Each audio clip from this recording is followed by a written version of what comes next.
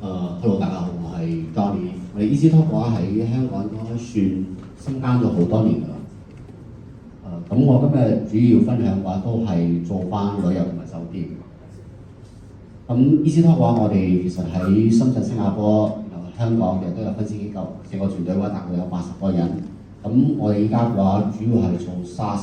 喺全球嚟講，暫時嘅話包括埋香港、澳門，然後仲有加拿大。又仲有新加坡、仲有日本，大概 total 有700個客戶。咁其實呢啲客戶嘅話，我哋 focus 嘅重點嘅話，其實都比較特殊。可能內地有好多 SaaS 公司做緊嘅話，都係大陸嘅客戶，但係我哋所有嘅客戶其實都係講翻係喺香港甚至係國外嘅一啲公司。呢啲係我哋曾經服務過嘅一啲客戶咯。譬如話好似香港喺維港嘅亞明號，其實都係用緊我哋嘅產品，包括百樂酒店嘅，仲有 Sheraton。因為我哋其實服務嘅客戶嘅話，其實都比較特殊少少，佢哋對一個日常嘅使用同埋一個人流比較有需求。因為大家知道，如果係純 mini program 或者純 software， 其實係冇流量嘅。即使我係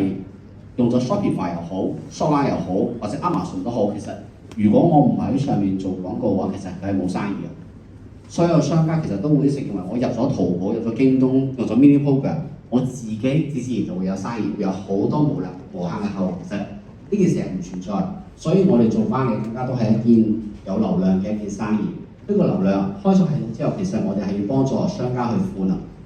點俾流量佢，一係邊落嚟，要投幾多錢，點投。所以呢個就係我哋成個方案要做，包括咗嗰個亞明號點樣咁講咧？因為亞明號嚟緊，其實大家都見到旅遊業嘅復甦其實係數據非常之龐大，而且遊客喺邊度嚟？通常都係內地嚟。咁我哋見翻後台亞明號嘅遊客數據嘅話，見到佢單日最高嘅一日落單嘅數量係去到差唔多500到600單。其實如果消費嗰一單大概就300-400蚊咯。係。咁成個市場做對比嘅話，我哋都係睇翻成個香港嘅旅遊業嘅復甦。咁其實大部分嘅遊客嚟自於都係內地，其實成個佔比嗰大概佔咗70%。所以如果有咁強勁嘅復甦嘅情況之下咧，其實依家 mini program 會係我哋本地商家一個比較好嘅一個選擇，而且佢投入嘅成本係非常之低。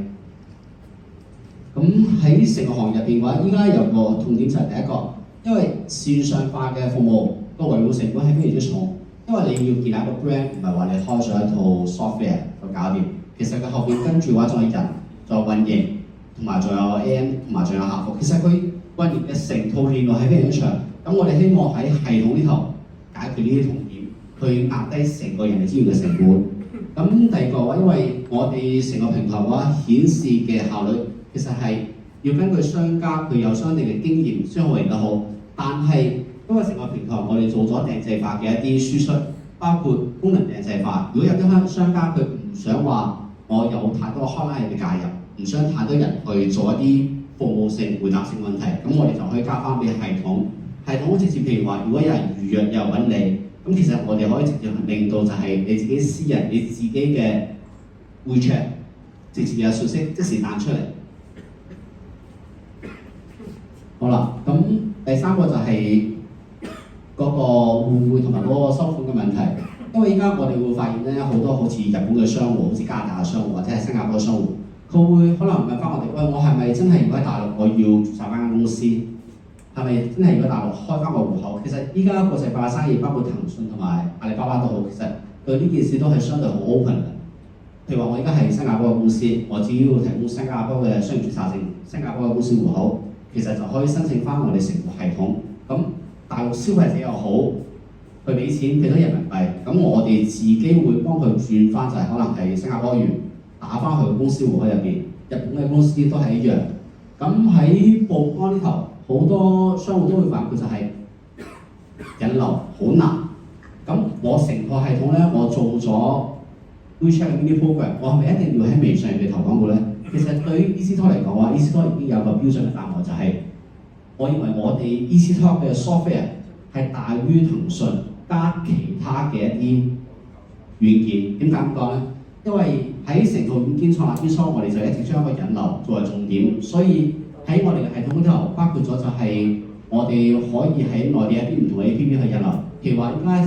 時下比較 hit 嘅就係高德地圖，因為阿里巴巴大家都會見到近年嚟係非常之積極去部署成個國際市場，所以如果呢個商家佢喺高德地圖入邊或者其他嘅 APP 入邊做廣告，係可以直接將啲流量引到我哋 EasyTalk 嘅成個 mini program 入邊。係，咁喺成個數位化入邊，我哋認為就係與時俱進同埋思維係比較特殊咯。因為可能前面我哋有好多嘅 partner， 可能好多嗰啲同學咁之前都喺度講 mini program 要做私有化，要做閉環，但係我哋認為可能就係要注入更加多嘅新嘅動力，包括一啲 AI， 後面有講啊。呢個係鴨零號，大家可以用微信或者係用將網站排碼上可以見到佢嘅 mini program。呢個成個嘅話，其實我哋會見到就係佢嘅入戶約量同埋個轉發同埋落單嘅數據係非常之理想。係，咁我哋喺成個品牌數位嘅升級情況之下，我哋主要都係喺支付同埋品牌嘅展示，然後加埋會員營銷同埋行程管理呢頭，因為每個客戶佢嘅需求都係有特殊，可能 A 公司做嘅嘢我可能係 OK， 咁 B 公司做嘅嘢其實未必係 OK。就算 SME、F&B， 其實大家玩法都唔一樣，所以每間公司都有唔同嘅特性。咁我哋嘅後台嘅話，其實依家累積嘅一啲營銷插件嘅話，大概都有60幾個、70個唔到嘅一啲營銷工具啦。所以我哋可以根據客戶自身嘅需求，自佢嘅面板，你想出現咩功能，自己係同佢後台去教，然後我哋都有專人嘅同事可以去服務翻。呢個係香港仔漁船。喺香港仔南區嘅一個做遊船嘅間公司咯，呢個都係佢嘅 mini program。同樣我哋都係幫佢解決咗 booking 由支付嘅問題。係咁喺數位化呢頭啊，我哋主要幫香港仔漁船係做咗嗰個產品嘅指示同埋預訂啦，然後支付包括多元嘅引流，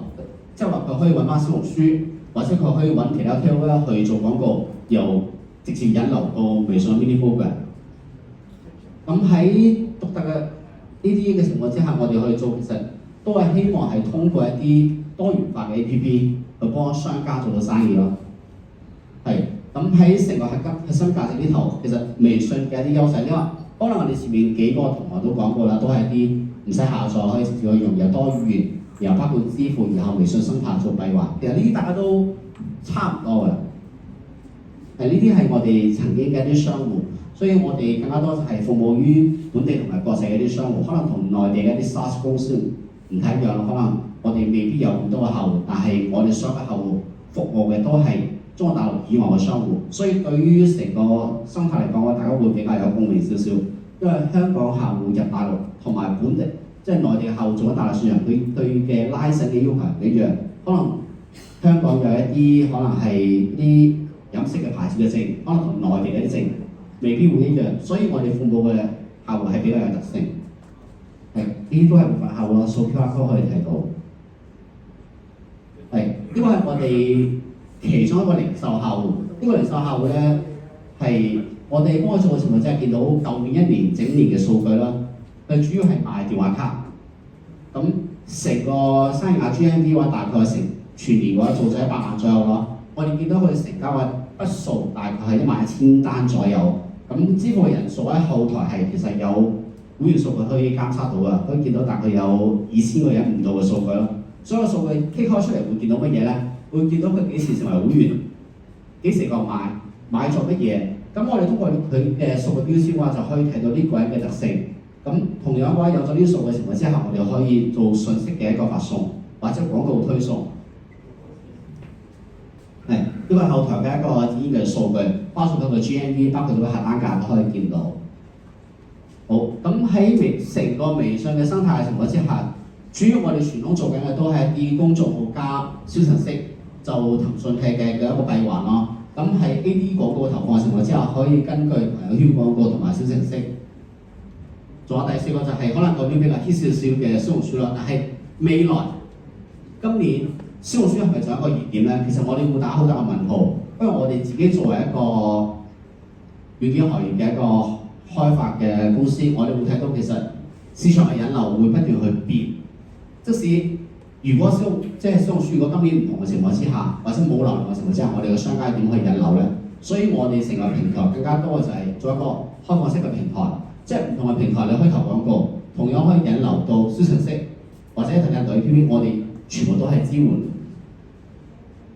係咁喺成個2026年嘅話，都係 EasyTalk 做一件比較重要嘅一個轉化，因為成個系統嘅話，我哋今年嘅話就會全面做開放乜嘢咧？就全面引入 AI。咁我哋希望就係老闆都係做翻自己核心嘅嘢。我係老闆，我淨係負責出橋揾產品，提供好嘅服務俾消費者，我覺得呢個就足夠啦。咁剩翻嘅嘢，我哋希望係加翻俾系統嘅 AI， 包括咗就係我哋希望係做到智能客服，同埋智能產品上架，然後智能加行銷工具。